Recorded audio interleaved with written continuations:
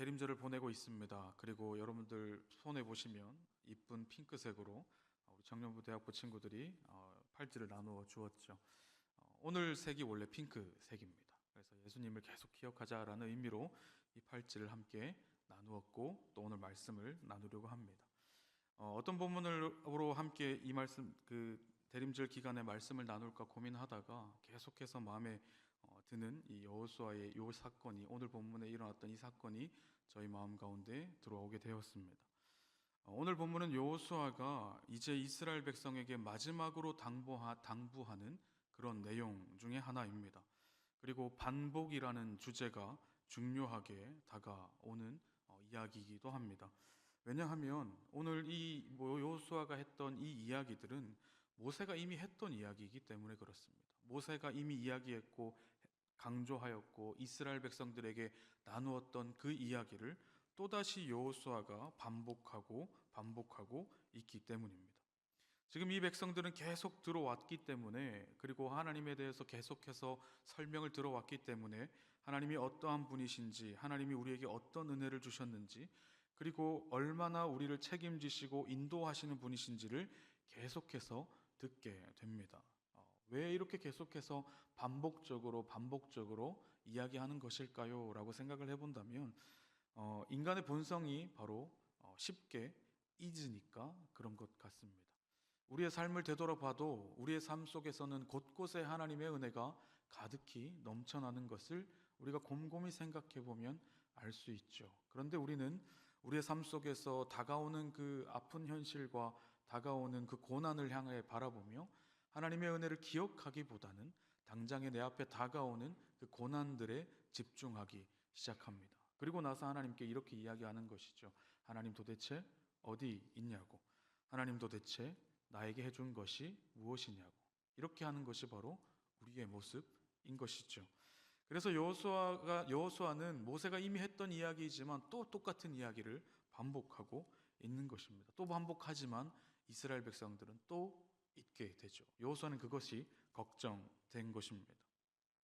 오늘 본문의 핵심 포인트는 이것이겠죠. 여호수아가 이스라엘 백성에게 하나님만 섬겨라 라고 그렇게 강조하고 있습니다.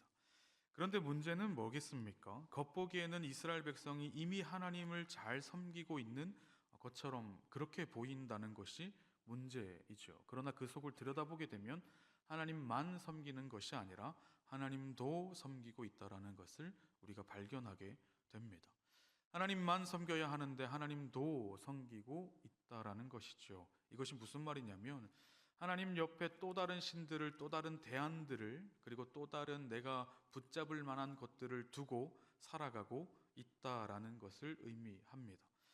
여러분, 우리가 신앙생활을 하다 보면 이럴 때 종종 있죠. 하나님 믿지만 이것도 해놔야 하지 않을까, 이것도 준비해놔야 되지 않을까라고 생각을 할 때가 종종 있습니다.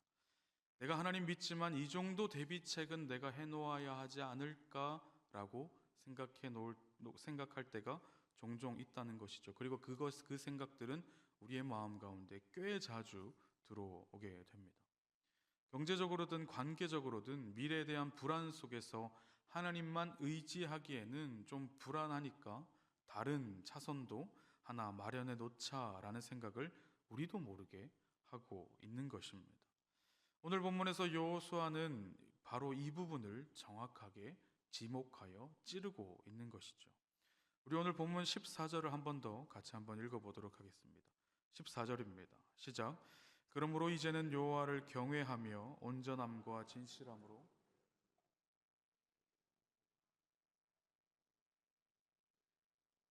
여호와만 섬기라. 아멘.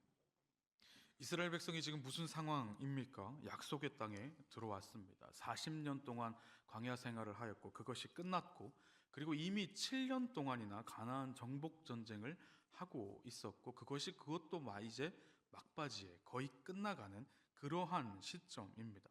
그러니까 이제 이스라엘 백성들은 어, 이제는 풍요와 안정을 누리는 이제 그러한 단계로 진입을 한 것이죠. 그런데 바로 이 시점에 여호수아가 하는 말은 무엇입니까? 여러분, 이제 행복하게 젖과 꿀이 흐르는 땅에서 풍요롭게 사십시오가 아니라 여러분 하나님만 섬기십시오라고 이야기하고 있는 것이죠. 그리고 다른 신들, 다른 대안들은 치워버리십시오 이렇게 이야기하고 있는 것입니다. 제가 지금 굉장히 부드러운 말투로 하였지만 아마 여호수아는 굉장히 소리 지르며 외쳤을 것입니다. 하나님만 섬기라고, 당장에 다른 것들을 내려놓으라고 아마 큰 목소리로 외치지 않았을까 생각해 보게 됩니다.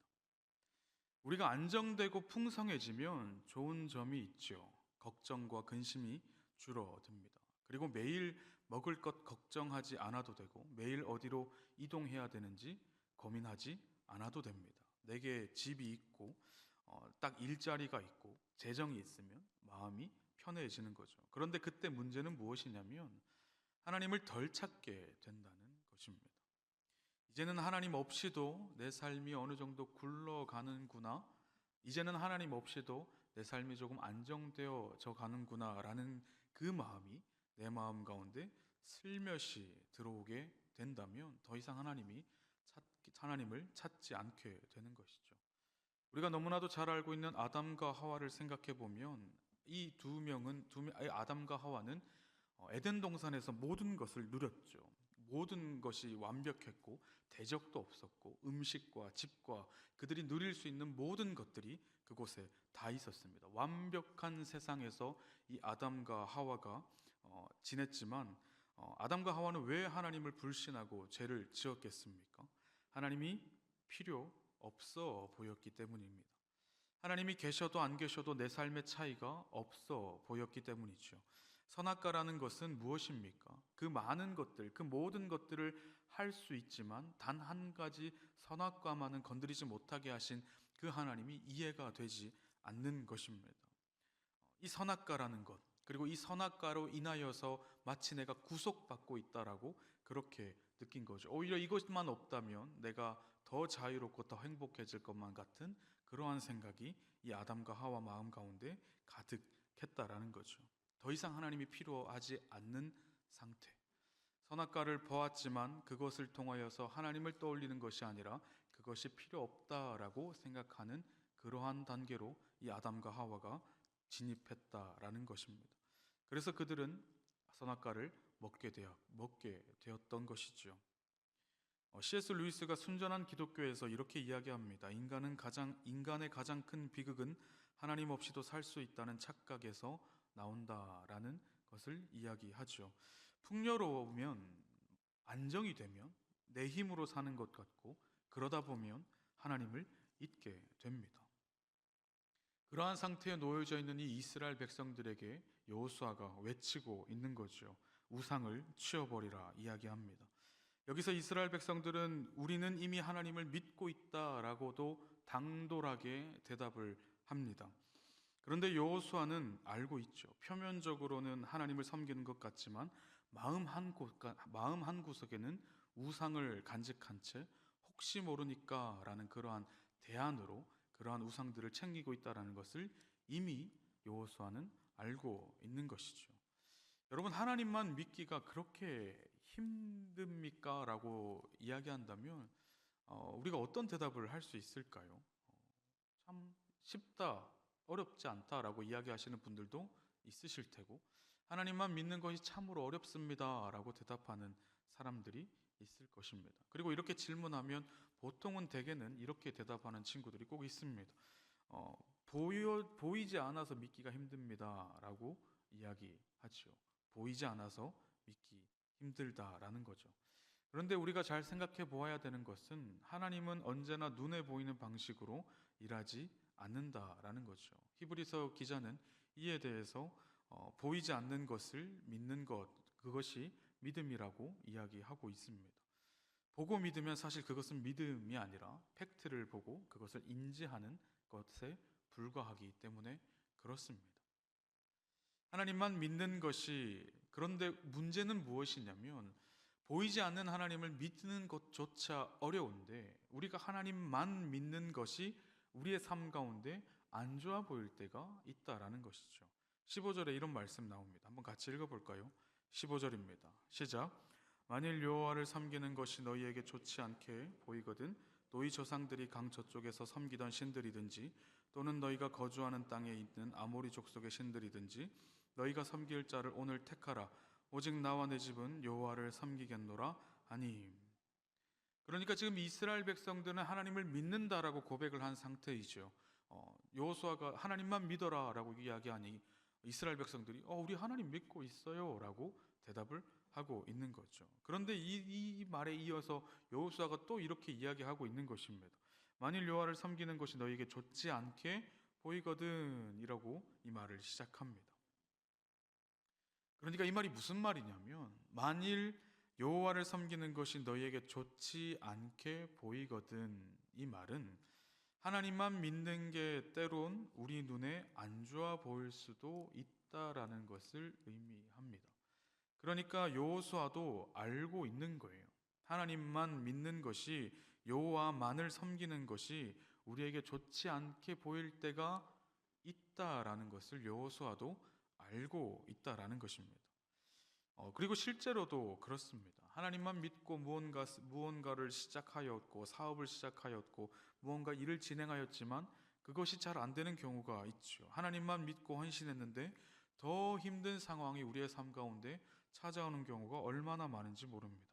그럴 때 우리는 뭐라고 생각합니까? 의심하죠. 괜히 헌신했나? 이렇게 이야기합니다. 또한 괜히 하나님의 말씀에 순종했나? 라고도 우리가 생각을 하는 것이죠. 그리고 그 모습은 출애굽한 이스라엘 백성들에게도 그대로 나타납니다. 출애굽 직후 홍해 앞에서 이스라엘 백성들의 모습을 우리는 기억하고 있죠. 하나님 믿고 애굽에서 나왔는데 이게 무슨 꼴이냐고, 앞에는 홍해가 있고 뒤에는 애굽 병사들이 따라오는 그 상황 속에서 괜히 나왔다고, 너 믿고 하나님 믿고 모세 너 믿고 따라 나왔다고 이제 우리 다 죽게 생겼다라고 이런 생각을 하게 되죠. 딱 보이지 않습니까? 하나님을 믿었는데 더 안 좋은 모습으로 보일 수 있다라는 것, 이런 이야기입니다. 그런데 우린 잘 알고 있죠. 결과가 어떻습니까? 하나님이 홍해를 갈라 길을 여시고 애굽 군대를 수장시킵니다. 처음에는 하나님만 믿는 것이 바보 같은 선택일처럼 보여도 끝까지 하나님만 붙들 때 하나님께서 길을 여신다라는 것을 우리는 알고 있습니다. 저와 여러분들 모두가 아마 이 사실은 너무나도 많이 들어서 알고 있습니다. 그런데 무엇이 어렵습니까? 하나님만 끝까지 붙잡고 있는 것이 참으로 어려운 것입니다. 그래서 하나님께서는 이 이스라엘 백성들을 몇 년 동안 훈련시키십니까?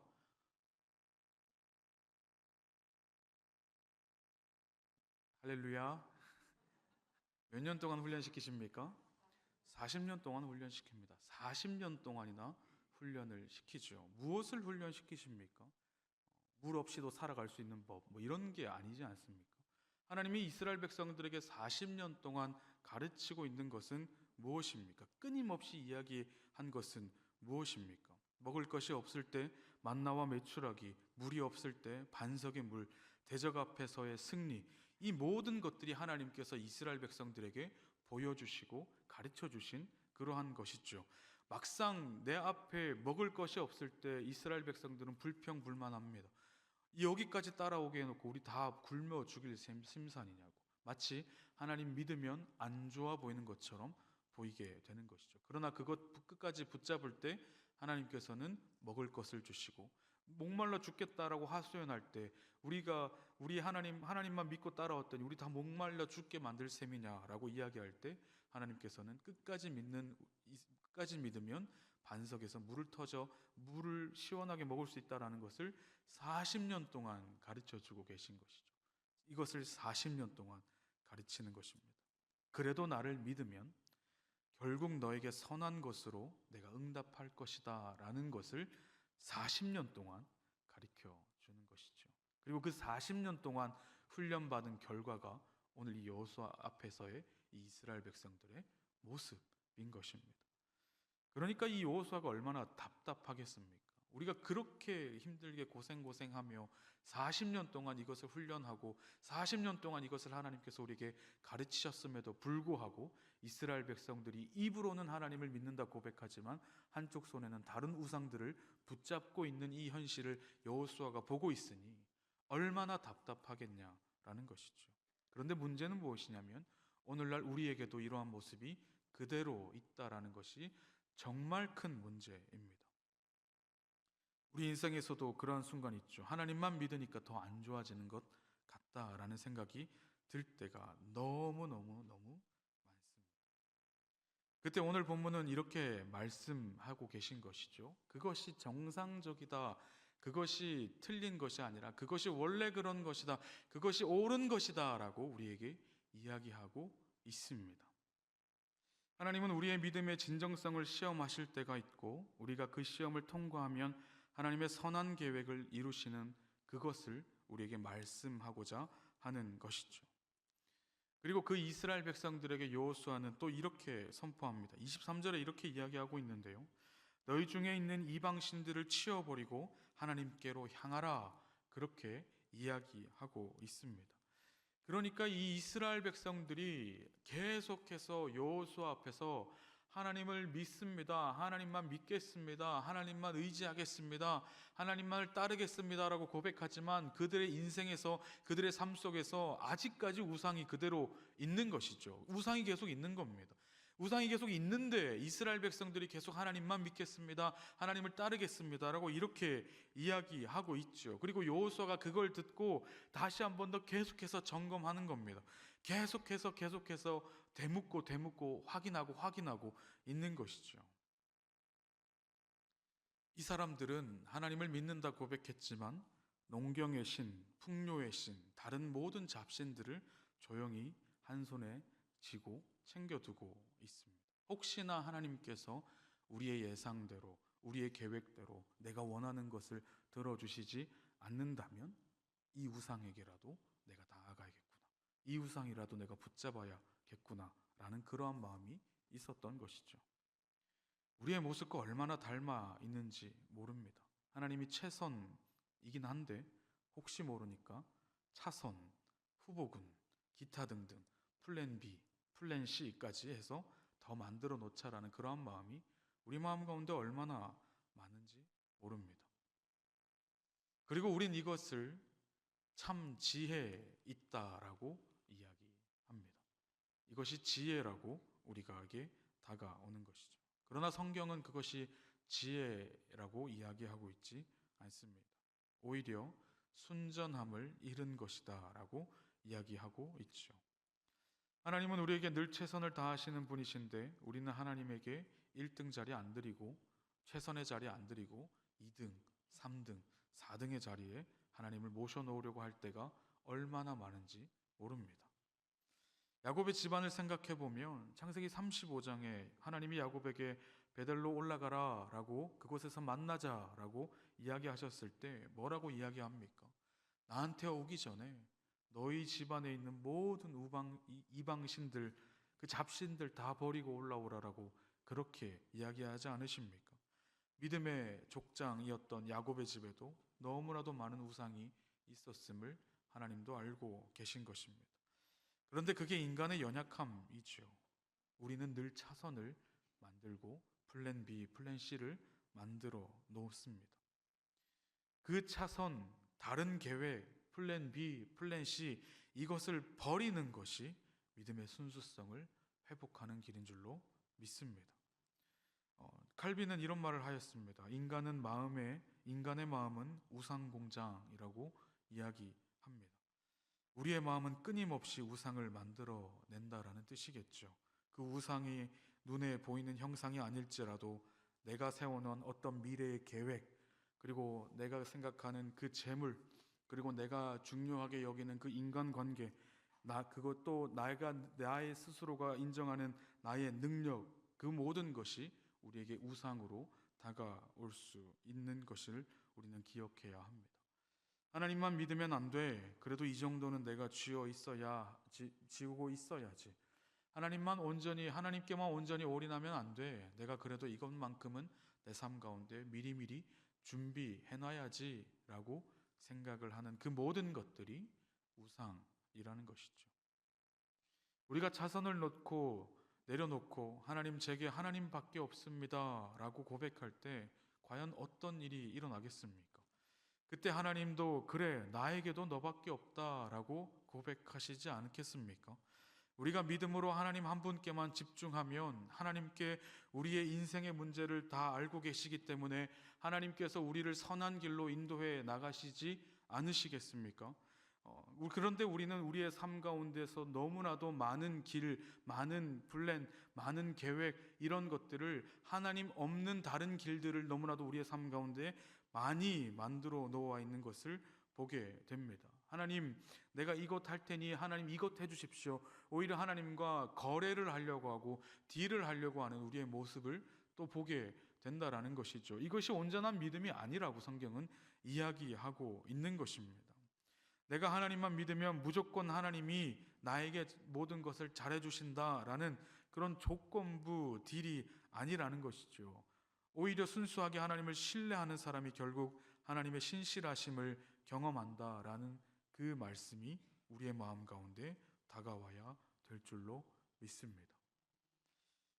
이제 이 본문 함께 나눴던 이 이야기들을 우리의 삶 가운데 좀 녹여내 보려고 합니다.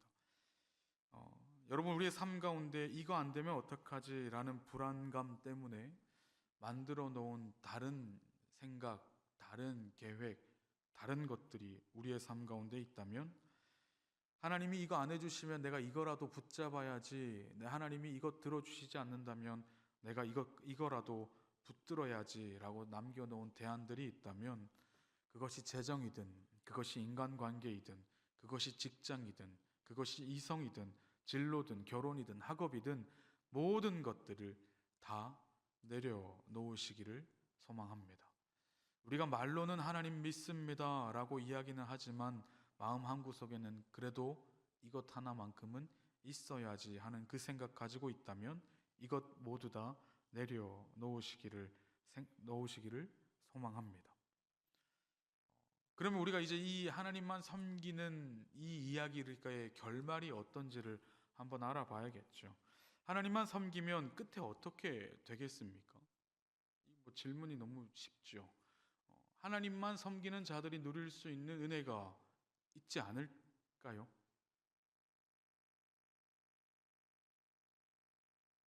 전혀 그런 걸 경험해 보지 않으셔 그럼 모르겠는데요 라는 표정을 짓고 계신데, 하나님만 섬기고 하나님만 붙잡는 자들의 인생의 끝, 그리고 그들의 삶 가운데 그 계획의 끝, 하나님이 주신 그 은혜와 그 충만함이 우리 가운데 가득한 일들을 우리가 보게 되죠. 그리고 그것을 모두가 누리시기를 소망합니다. 특별히 성경에 보면 요셉이 보디발 집 감옥에서도 하나님만 의지했을 때 결국 하나님의 시간표에 따라 애굽의 총리가 되어 가족과 민족을 살리는 길로 인도받습니다. 다니엘이 바벨론 포로 생활 속에서도 하나님 외에 다른 우상을 섬기지 않고 기도하였을 때 사자굴에서 살아나게 되는 것이죠. 우리는 예수님을 믿는다는 이유로 세상 속에서 손해보는 듯할 때가 있지만 예수님께서 우리에게 이렇게 약속하십니다. 나를 위하여 집이나 형제나 자매나 부모나 자식이나 진토를 벌인 자마다 현세에서 100배를 내세에서 영생을 받는다라고 그렇게 우리에게 약속하셨죠.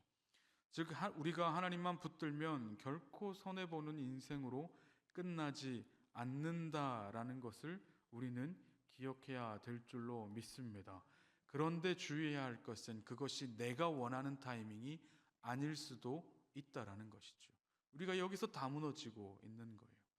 내가 바라는 시간, 내가 바라는 그 환경, 내가 바라는 그 장소, 내가 바라는 그곳에서 하나님 기가 막히게 딱 그때 하나님의 일하셔야 내가 생각하는 그 타이밍에 하나님의 은혜를 누릴 수 있을 것 같은데, 내가 생각하고 내가 바라고 내가 원하는 그 타임과 그 시간에는 하나님이 일해 주시지 않는 거죠. 그러나 한 가지 확실한 것은 무엇입니까? 하나님의 시계는 지금부터 영원토록 앞으로도 영원까지 멈추지 않고 하나님의 시간대로 흘러간다라는 것이죠. 하나님의 시간표는 우리의 계획과는 상관없이 언제나 늘 최선의 방법으로 최선의 상태로 우리에게 그 시간표가 다가온다라는 것을 우리는 믿어야 합니다. 그래야 우리의 인생에서 결국에는 그것 붙잡고 있을 때 결국 우리의 삶이 승리케 된다라는 것을 우리는 믿어야 한다라는 것이죠. 사랑하는 상남교회 성도 여러분, 특별히 우리 청년대학부 친구 여러분, 우리의 삶의 인생의 플랜들이 우리의 마음대로 되지 않을 때가 앞으로도 계속 있을 것입니다. 너무 안 좋은 이야기를 한 것 같은데. 그럴 때마다 우리는 이렇게 생각했으면 좋겠어요.